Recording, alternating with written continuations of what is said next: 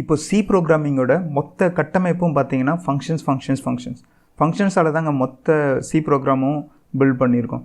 இப்போ வந்து learn.cன்ற ஒரு ஃபைலில் நான் வந்து ஒரு 3 ஃபங்க்ஷன்ஸ் க்ரியேட் பண்ணுறேன். ஸோ ப்ரோக்ராம் வந்து எந்த ஃபங்க்ஷனை ஃபஸ்ட்டு எந்த ஃபங்க்ஷன்லேருந்து ரன் ஆகணும்னு பார்த்தீங்கன்னா, எந்த ஃபங்க்ஷனோட பேர் மெயின்னு இருக்கோ அந்த ஃபங்க்ஷனுக்குள்ளே இருக்கிற கோடை தான் ஃபஸ்ட்டு ரன் பண்ணுமே. அதை தான் ரன் பண்ணுமே, வேறு எதையும் ரன் பண்ணாது.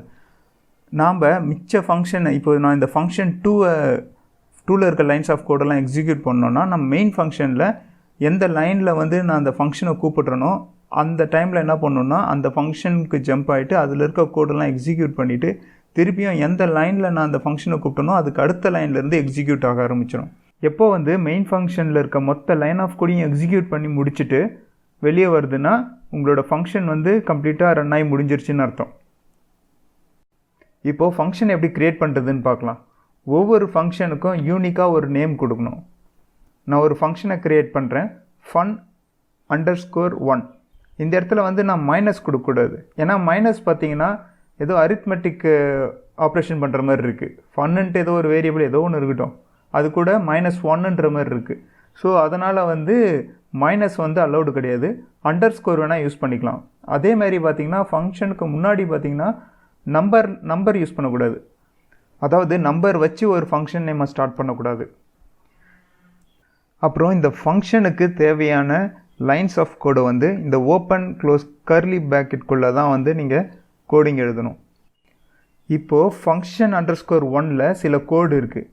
அந்த கோடு ரன் ஆகிறதுக்கு கொஞ்சம் வேல்யூஸ் தேவைப்படுதுன்னு வச்சுங்களேன். சில வேல்யூஸ் 2 இன்டிஜர் வேல்யூ தேவைப்படுது அப்படின்னா இந்த function_1 வந்து அந்த வேல்யூவை எப்படி கேட்கணுன்னா, ஒரு ஓப்பன் க்ளோஸ் ப்ராக்கெட் போட்டுக்கணும். அதுக்குள்ளே வந்து எனக்கு வந்து 2 இன்டிஜர் வேல்யூ வேணும். அதுக்கு என்ன பண்ணோம், ஃபஸ்ட்டு ஒரு இன்ட்டு செகண்ட் ஒரு இன்ட்டு.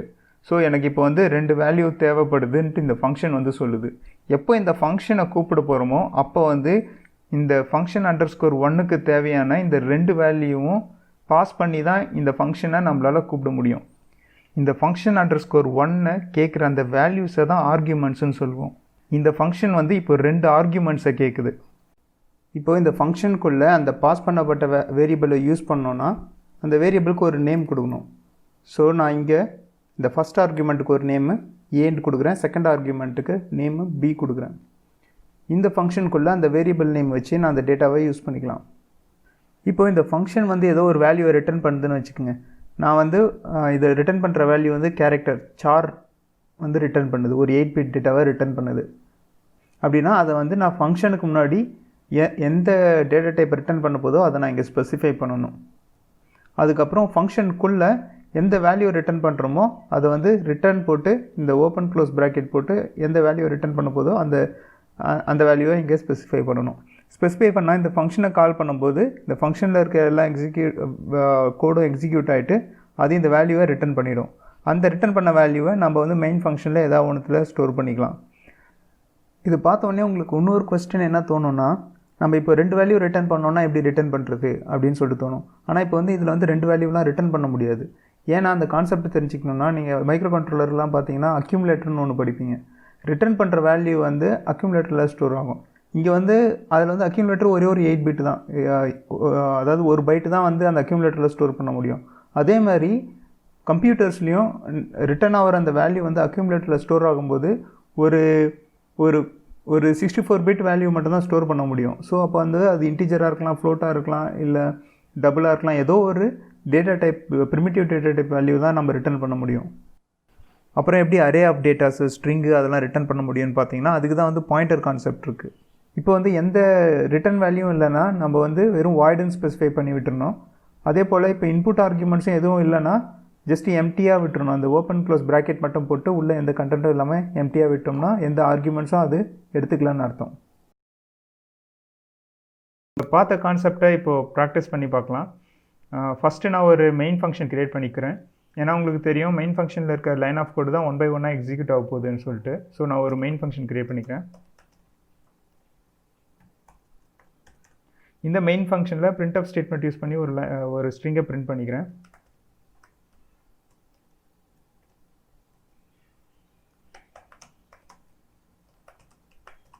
printf ஸ்டேட்மெண்ட் பற்றி தெரியலன்னா கீழே டிஸ்கிரிப்ஷனில் நான் அதுக்காக ஒரு சின்ன வீடியோ போட்டிருக்கேன், அதை பாருங்கள்.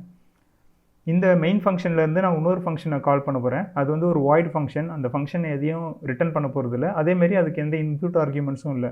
ஸோ நான் ஒரு ஃபங்க்ஷனை க்ரியேட் பண்ண போகிறேன், வாய்ட் ஃபங்க்ஷன் சொல்லிவிட்டு. ஸோ இது வந்து வாய்ட் ஃபங்க்ஷன்றது ஜஸ்ட் ஃபங்க்ஷன் நேம். ஸோ நான் அந்த ஃபங்க்ஷனை கால் பண்ணுறேன். ஸோ அந்த ஃபங்க்ஷனை நான் இங்கே மேலே வந்து க்ரியேட் பண்ணிக்கிறேன். அந்த ஃபங்க்ஷன் எந்த எதையும் ரிட்டர்ன் பண்ண போகிறதில்ல. ஸோ நான் வாய்டுன்னு ஸ்பெசிஃபை பண்ணிவிட்டு அதோட ஃபங்க்ஷன் நேம் வந்து வாய்டு ஃபன். அப்புறம் அதுக்கு எந்த ஆர்குமெண்ட்ஸும் இல்லை.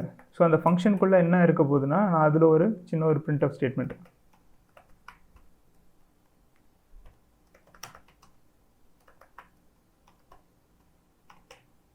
ஸோ இந்த ஃபங்க்ஷன் எதுவும் ரிட்டர்னும் பண்ண போகிறதில்ல, எந்த ஆர்குமெண்ட்ஸும் வாங்கவும் இல்லை. நெக்ஸ்ட் நான் இன்னொரு ஃபங்க்ஷன் நான் க்ரியேட் பண்ணுறேன்.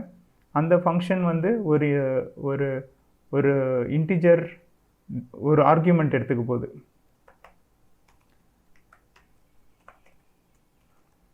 அதுக்கு வந்து ஒரு இன்டிஜர் வந்து ஆர்குமெண்ட்டாக பாஸ் பண்ண போகிறேன். அந்த ஃபங்க்ஷன் நான் க்ரியேட் பண்ணுறேன். ஸோ அது வந்து ரிட்டர்ன் எதுவுமே இல்லை, ஒரு ஆர்குமெண்ட்டை மட்டும் வாங்க போகுது. இன்ட் அந்த ஆர்குமெண்ட்டுக்கு வந்து ஏஆர்ஜின்னு சும்மா கொடுத்துக்கிறேன் நேம். இந்த ஃபங்க்ஷன் வந்து என்ன பண்ண போகுது, அந்த வாங்கின ஆர்குமெண்ட்டை பிரிண்ட் பண்ண போகுது.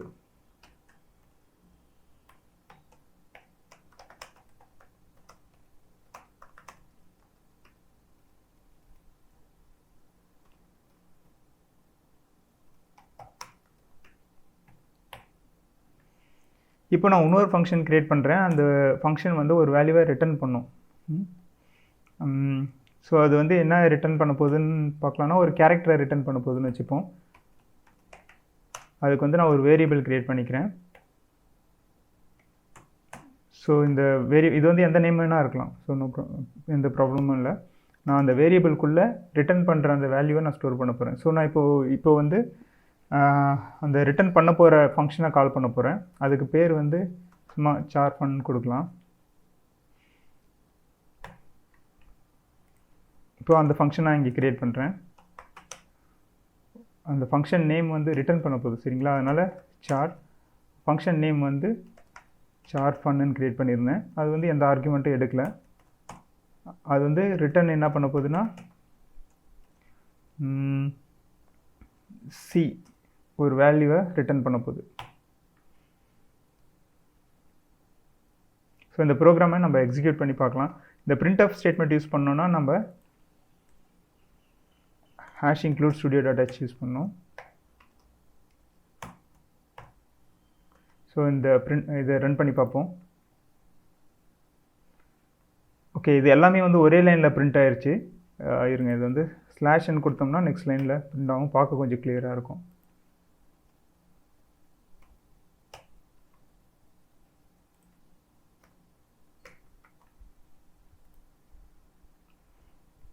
இப்போ பார்த்தீங்கன்னா ஃபஸ்ட்டு மெயின் ஃபங்க்ஷன் கால் ஆயிடுச்சு.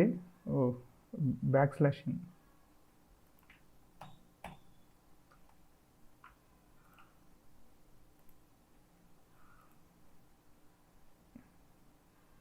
இதை ரன் பண்ணிட்டேன். இப்போ பார்த்தீங்கன்னா ஃபஸ்ட்டு மெயின் ஃபங்க்ஷன் கால் ஆயிடுச்சு. இது மெயின் ஃபங்க்ஷனுக்குள்ளே ஃபஸ்ட்டு இது வந்து பிரிண்ட் ஆயிடுச்சு. பிரிண்ட் ஆனதுக்கப்புறம் நம்ம என்ன பண்ணுறோம், இந்த வாய்ட் ஃபங்க்ஷனை கால் பண்ணுறோம். வாய்டு ஃபங்க்ஷன் கால் பண்ணும்போது அதுக்குள்ளே என்ன இருக்குன்னா திஸ் இஸ் வாய்டு ஃபங்க்ஷன் சொல்லிட்டு இருக்குது, அது பிரிண்ட் ஆகிடுச்சு. இதுக்குள்ளே இருக்கிற லைன் ஆஃப் கோடை எக்ஸிக்யூட் பண்ணிவிட்டு திருப்பியும் மெயின் ஃபங்க்ஷனுக்கே போயிடுச்சு.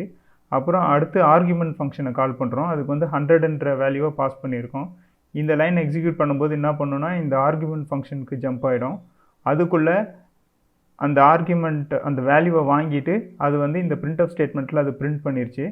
அப்புறம் திருப்பியும் பிரிண்ட் பண்ணிவிட்டு இங்கேயே வந்துடுச்சு. அதுக்கப்புறம் நம்ம அடுத்து என்ன பண்ணுறோம், இந்த ஃபங்க்ஷனை சார் ஃபன் கால் பண்ணுறோம். அந்த ஃபங்க்ஷனுக்குள்ளே போயிட்டு அது வந்து ஒரு வேல்யூ ரிட்டர்ன் பண்ணியிருக்கு. அந்த வேல்யூவை நம்ம இங்கே ஸ்டோர் பண்ணிட்டோம், அவ்வளோதான். இந்த வேல்யூவை திருப்பி நீங்கள் பிரிண்ட் பண்ணோன்னா திருப்பியும் printf ஸ்டேட்மெண்ட் யூஸ் பண்ணி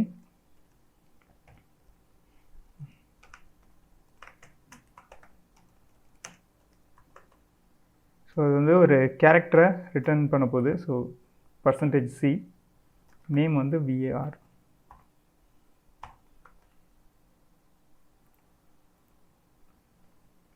இப்போ பாருங்கள், அந்த ரிட்டர்ன் பண்ண வேல்யூவை இந்த இடத்துல நம்ம பிரிண்ட் பண்ணியிருக்கோம். நீங்கள் ஃபங்க்ஷனு, டேட்டா டைப்பு, அப்புறம் மெமரி அலோகேஷன் இது மூணுமே தெரிஞ்சுக்கிட்டாலே ஆல்மோஸ்ட் வந்து 60-70% ஆஃப் பேசிக்ஸ் ஆஃப் சியை வந்து நீங்கள் கற்றுக்கிட்டீங்கன்னு அர்த்தம்.